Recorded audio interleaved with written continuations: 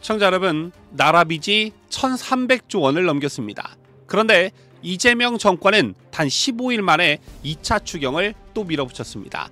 그 규모는 무려 30조 원이 넘습니다. 이유는 단 하나, 경기 부양이라는 이름을 단 현금 살포. 국민 개개인에게 돈을 나눠주고 빚 탕감까지 해주자는 겁니다. 이쯤 되면 이건 단순한 경제 정책이 아닙니다. 나라를 망국에 이르게 하는 포퓰리즘 그 자체입니다.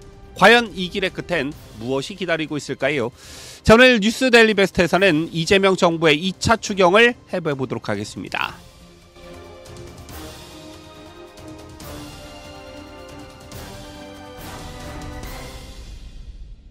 시청자 여러분 안녕하십니까? 뉴스 데일리 베스트 민해커입니다.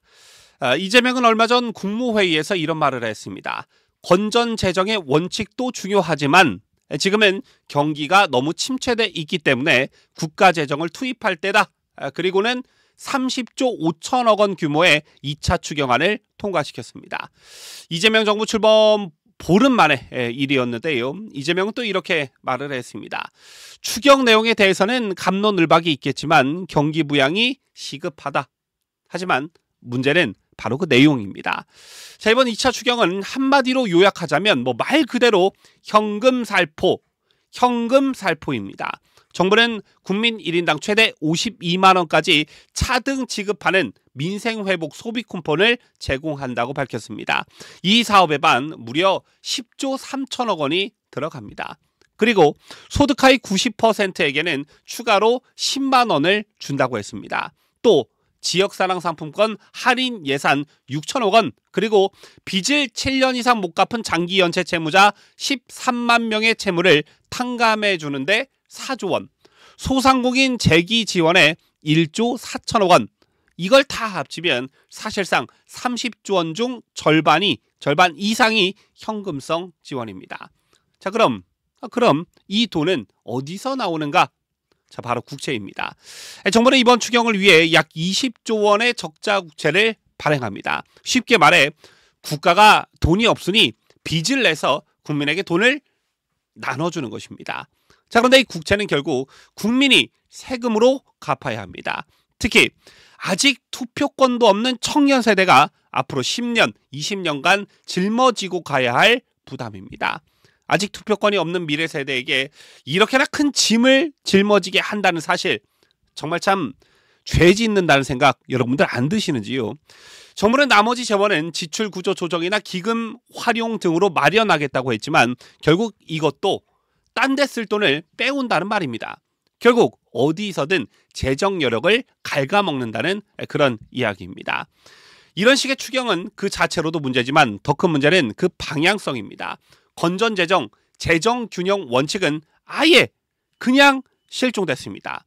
문재인 정부도 코로나라는 명분으로 빚을 늘렸지만 이재명 정부는 시작부터 그냥 가속 페달을 밟고 있는 것입니다. 2025년 5월 기준 국가 채무는 1300조 원을 돌파했습니다. GDP 대비 채무 비율은 49%에 육박합니다. 그런데 이 수치조차 과소평가할 수 있습니다. 왜냐하면 공기업 부채는 포함되지 않았기 때문인데요. 만약 그것까지 더하면 국가 재정의 실상은 훨씬 심각하다는 평가가 나옵니다. 이쯤에서 우리는 이게 정책인가, 정치인가를 묻지 않을 수 없습니다. 지금 이재명 정부의 행보는 그저 경제위기 대응이라고 보기 어렵다라는 것입니다. 포퓰리즘적 정치 행보라는 의심이 강하게 듭니다. 의심이 아니라 진짜죠. 7년 이상 빚을 못 갚은 사람의 채무를 탕감해주는 정책, 13만 명이 혜택을 본다고 합니다. 이들은 아마도 이재명을 그냥 천사처럼 여길 겁니다.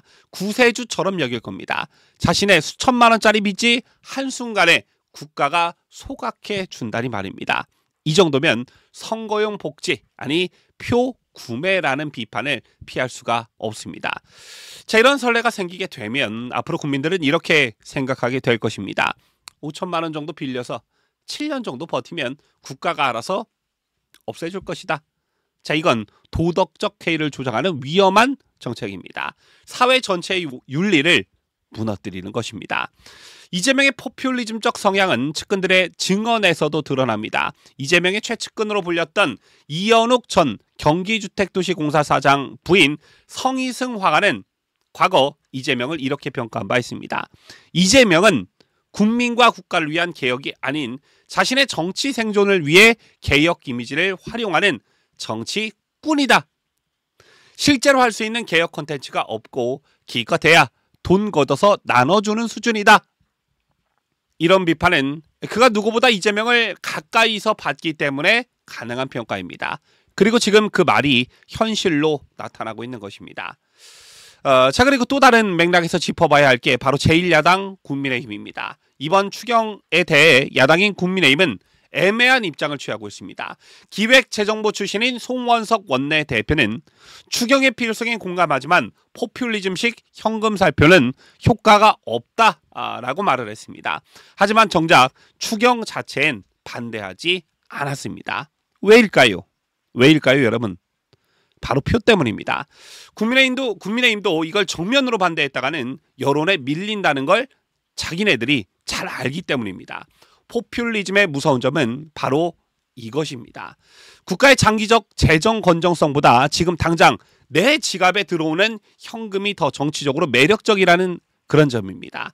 그리고 이걸 알고 있기 때문에 이재명 정권은 자신감 있게 돈을 뿌리는 것입니다. 자, 이런 행보는 여러분들 낯설지가 않지요.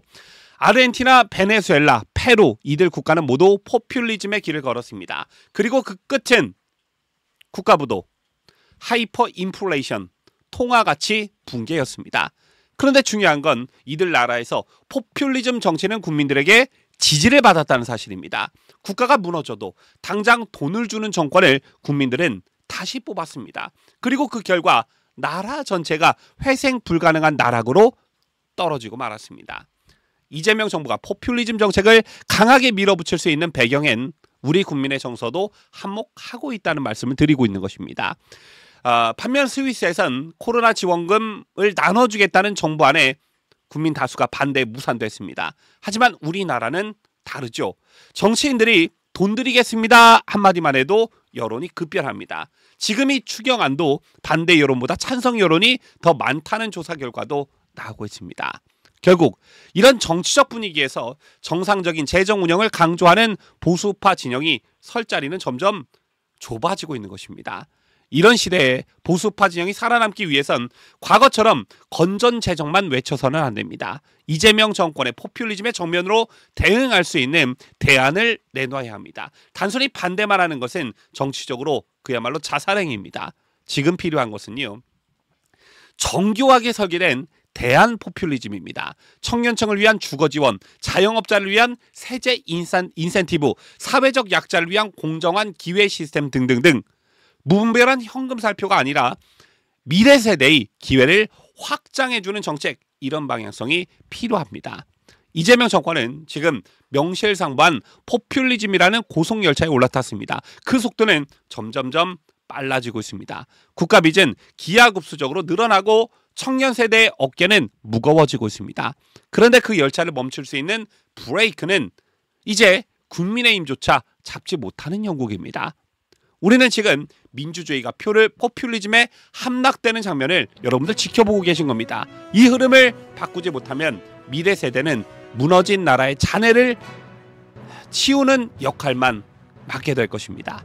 지금까지 저는 자유대한민국을 소화하는 뉴스데일리 베스트 민에커였습니다.